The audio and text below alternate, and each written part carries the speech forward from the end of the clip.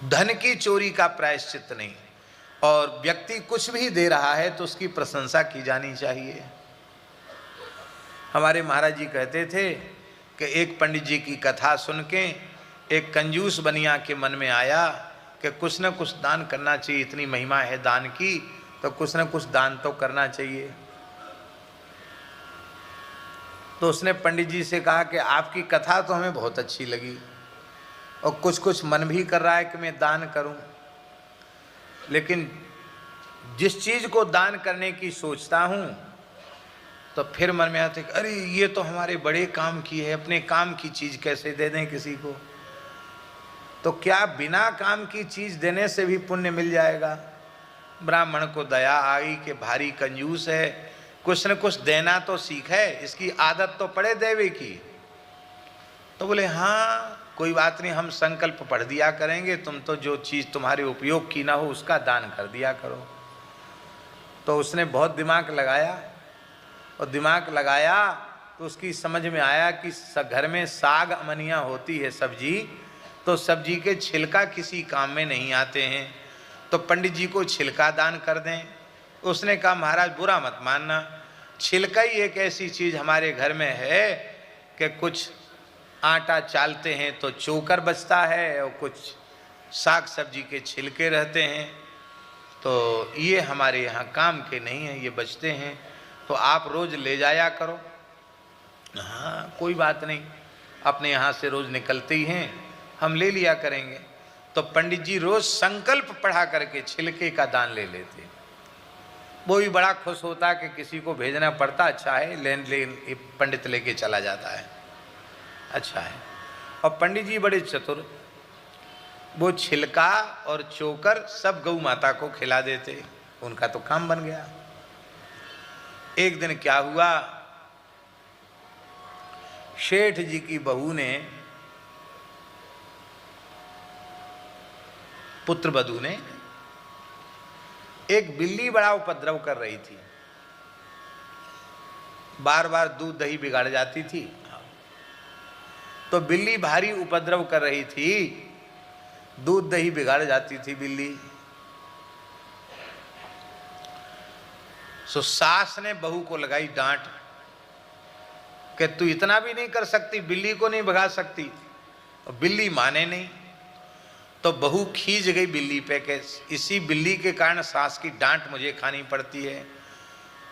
तो पंडित जी छिलका लेने आए थे और उसी समय बहू ने लकड़ी का पट्टा, पाटा होता ना पाटा, तो पाटा उठा करके बिल्ली पे पटका जोर से, निशाना ठीक बैठा और बिल्ली पर जैसे ही गिरा, बिल्ली भी विचित्र बिल्ली, च्यूं म्यूं कुछ नहीं कही, उलट गई सीधे जैसे मर गई हो।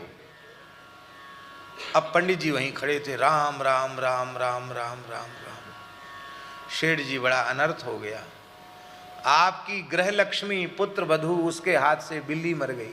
ओहो, ये तो बहुत खराब संकेत है, क्या है महाराज इसका फल? अरे बोले महाराज अब कुछ मत पूछो, पोथी पत्रा देख के बताना पड़ेगा।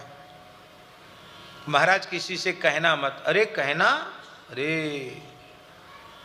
ये तो पूरी दुनिया जान जाएगी, अब तो नरक से बचना बड़ा कठिन है। इतना घबरा दिया, बोले अब तो महाराज कुछ न तो पोथी देख के बताएंगे। तो सेठ जी उनके साथ ही चले गए उनके घर, पत्रा इधर उधर खोले और बोले प्रायश्चित तो इसका हो जाएगा, इतना मन आटा, इतना मन दाल, इतना चावल, इतना चना और इतना घी, इतना तेल, इतना गुड़, सब लिस्ट बनाते चले गए। और अंत में उन्होंने कहा इतना कपड़ा, और फिर लिखा बिल्ली के वजन के बराबर सोने की बिल्ली। इतना जब दोगे तब प्रायश्चित हो गया, नहीं तो महाराज ये तो उल्टी गिनती शुरू है। हाँ बताओ, तुम्हारी ग्रह लक्ष्मी से ऐसा हो गया। तो वो तो ऐसी मरी सी पड़ी बिल्ली, उसको तौला, उसका वजन तुरंत पंडित जी ने नपवाया, लिस्ट बन के। सेठ बोला महाराज इतना सब लोगे? बोले भाई तो पोथी में लिख रही है, हम थोड़ी बोल रहे हैं, पोथी कह रही है हमारी।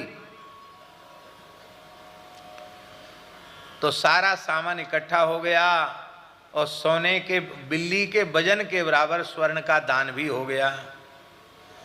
और दान होके पंडित जी जैसे ही गए तो बहू सास ने कही कि ऐसी कुलक्ष्मी तू आई कि हमारा घर भर लुट गया पूरा, अब फेंक तो दे ये बिल्ली, ये मरी बिल्ली ये फेंक दे और स्नान कर ले।